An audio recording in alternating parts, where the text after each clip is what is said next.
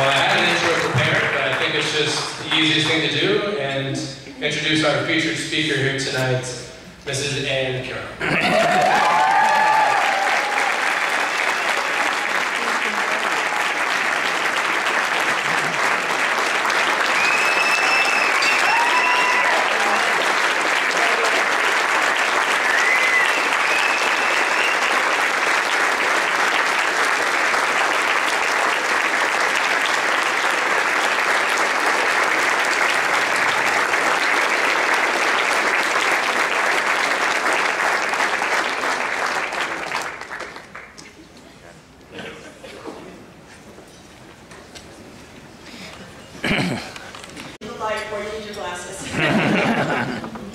First, I want to express my gratitude to the Gala Committee, Mrs. Bennett, Mrs. Remington, and Mr. Kerr, for their tireless work and for being patient with all my emails and for organizing this incredible gala. I think we all can agree that this was a world-class performance.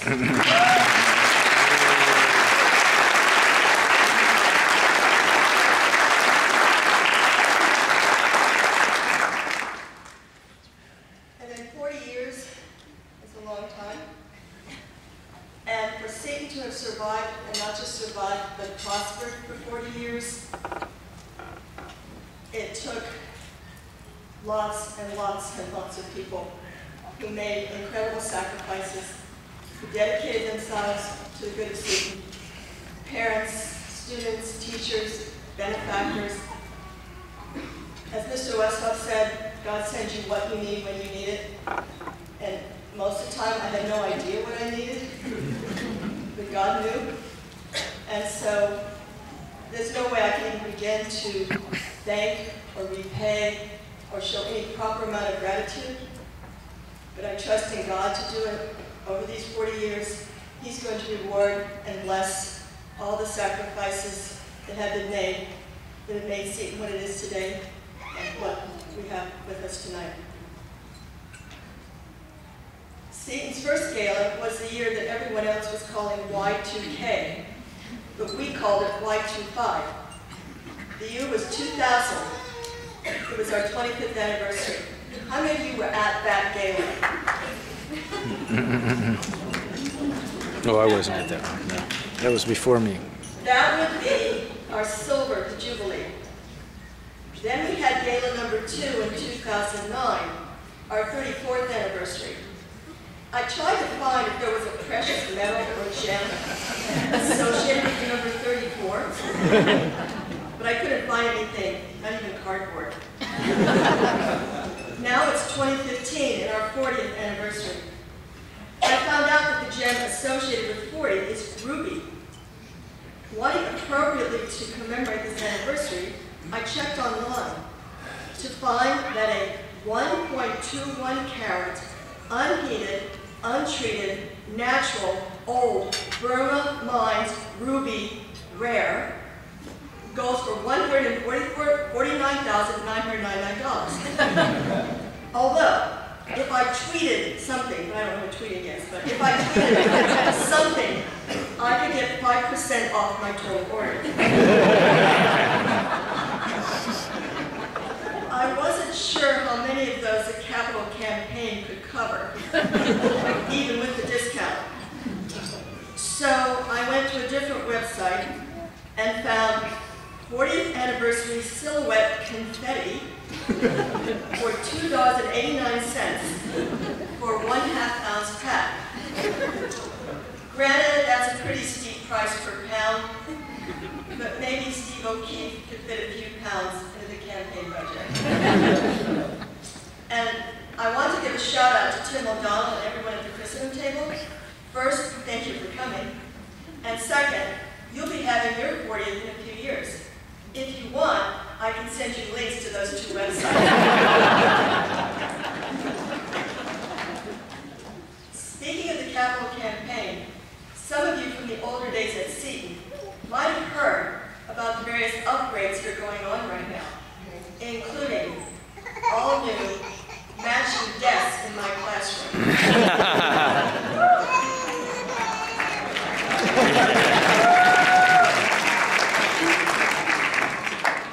You might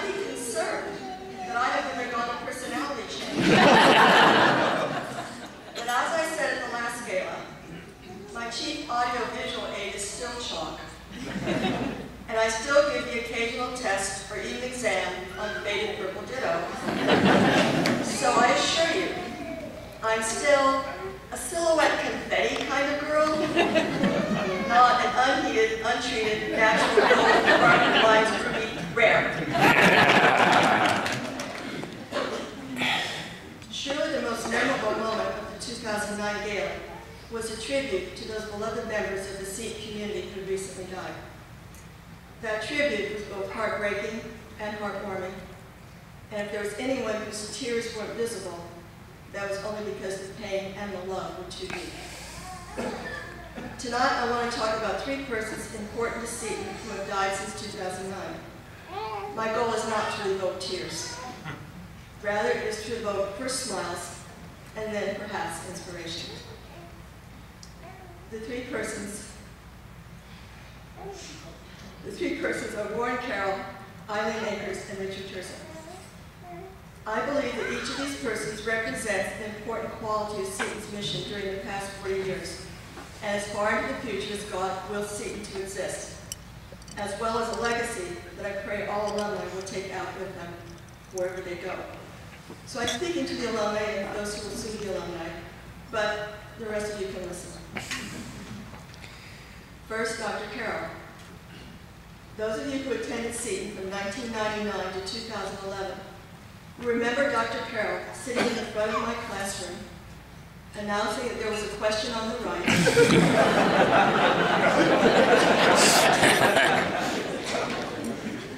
correcting my historical errors, few as they were, and beating me to the punchline of my stories, which was okay because they were originally his stories. Even in the last few months of his life, when he could barely speak, he was still part of the class, except for my brilliant lectures weren't quite enough to keep him awake. Nothing's really changed. My lectures still don't keep everyone awake. What is the same quality that Dr. Carroll represents? Christendom College folks will know his watchwords. Truth exists, the incarnation happened. Tonight I'm going to focus on truth for Dr. Carroll. Can all you Seton alumni define truth? It's the mind's conformity to reality. That's right, the mind's conformity to reality. And what is the ultimate reality? Rather, who is the ultimate reality? Who is the ultimate reality? No one knows. Christ! All right, yes. Thank you. Truth is the mind's conformity to God. Truth is therefore objective. It's not what we want to be true or what we feel to be true. If what we want or feel does not conform to God, then it's worth less than a half-ounce package of 40th anniversary silver. It will not be news to you that our society today does not value truth. Does life begin at conception? Who cares? Are men and women meant to be gifts to each other? Irrelevant. Does even the tiniest human person possess the same dignity as you or I? Not worth discussing. Is it really a good thing to manufacture babies and dishes? Why not? The U.S. Supreme Court has declared that each one has the right to, quote, define one's own concept of existence, of meaning, of the universe, and of the mystery of human life. So to go along with selfie photos, we have selfie meanings of life. Love is downgraded to a transient emotion. Marriage becomes a temporary arrangement to provide a tax break. Parenthood becomes all about self-satisfaction and quality control. You shop for a child the way you shop for a refrigerator. People in our society are so used to controlling material reality. We want fresh strawberries in January, ice shows in July, 70 degrees in our homes year-round, not in Seton. That we think all reality belongs to us and can be adjusted to meet our whims of the moment. But we Catholics have the truth about God, the human person, why we were made, about marriage and parenthood and families, about unconditional love and self-sacrifice and carrying crosses. Seton alumni and all you Seton friends, don't ever doubt the truth you have been given, the truth which is God himself, and which he speaks to us through the Catholic Church and the Holy Father.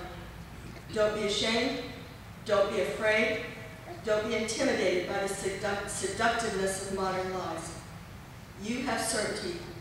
You know God exists. You know the Catholic Church teaches us his truth. You know that following his will is the only road to happiness. But it's not enough to know the truth. Truth must be shared.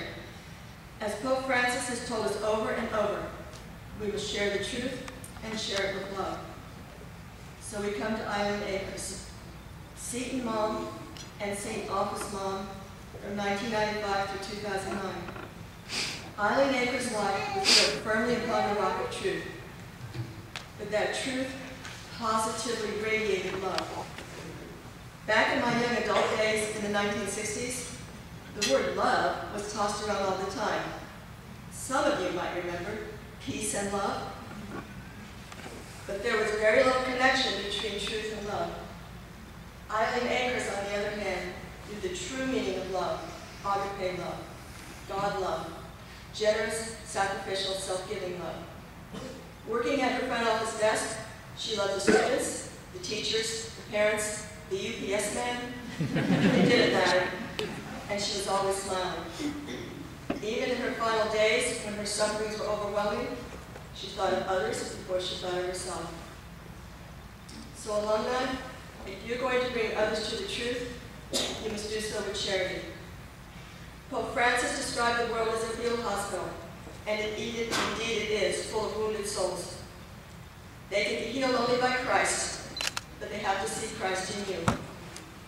In his book on the new evangelization, Scott Hahn stresses that one of the reasons Christianity spread so rapidly in the Roman Empire is that the early Christians cared about and cared for their pagan neighbors. Furthermore, the pagans also saw that there was something special about Christian families. They were permanent, they were life-giving, and they loved unconditionally. Now, all those early Christians were called to witness their faith in the Colosseum, and most of us won't be fed to lions. But those early Christians witnessed the truth in their homes, in their neighborhoods, in their daily lives of love. And you Seton alumni and Seton students will be alumni. You will have families, and your families can be witnesses to love. Finally, Richard Terza. If you know truth and live love, there will be inevitable consequence. Truth plus love equals joy. And just as A squared plus B squared equals C squared, that's for you, Mr. Schultz. Truth squared plus love squared is going to equal joy squared. God is infinite truth and infinite love, and therefore infinite joy. So if we unite with God through truth and love, how can we not be joyful? Rick Terza was joy personified. He was always smiling, always upbeat. Aren't all of our memories of him filled with laughter? He was a walking example of joy. One of the earliest vivid images Pope Francis gave us was the pickled peppers. He said that sometimes, Christian faces have more in common with pickled peppers than the joy of having a beautiful life. Joy is a gift that walks on the path of life, that walks with Jesus, preaching, proclaiming Jesus, proclaiming joy. It is a virtue of the great, of those great ones who sing with joy and walk and carry the joy. Rick Terza never had a pickled pepper face. He sang with joy, walked with joy, and carried joy. And how many people, his family, his friends, and his students, did he carry along with him? If we can't make joy visible, who's going to want to listen to us, no matter how persuasive our arguments? See, alumni, be great ones. Be so filled with joy that people will want to find out your secret. People in our modern society try to fill the void in their lives with lies and selfies and ersatz joy, which just leaves a bitter taste in the mouth and in the heart. It's like confetti, which gets swept away and thrown in the dumpster. But if you have truth and agape love and genuine joy, you will have something more valuable than the rarest ruby. You will have that pearl of great price from the parables, a pearl, in fact, of infinite price. We might sometimes be reluctant to imitate the merchant of the parable and sell all we have to purchase that pearl. But we can take daily steps to divest ourselves of our liabilities and help show others the way. We can sell the timidity and human respect that keeps us from speaking the truth. We can sell the selfishness and materialism that keeps us from agape love. We can sell the worldly pleasures and shallow prayer life that keeps us from true joy. We can spread that truth and that love and that joy, and we can be the new evangelists. In the past few weeks, I've talked with many Seton alumni, and I agree wholeheartedly with Father Servy's comments on our alumni. I've seen how many of you are already on this path of truth and love and joy. God has richly blessed Seton over these 40 years, not just in the physical classrooms, but in the lives of our graduates. I know he has many more great things in store for you and for all the alumni to come. Since today is the Solemnity of Pentecost, I'll close with this line from the prayer to the Holy Spirit, which is my prayer for all of you. Come, Holy Spirit, fill the hearts of your faithful, and kindle in them the fire of your love. Praise be Jesus Christ. Amen. Forever.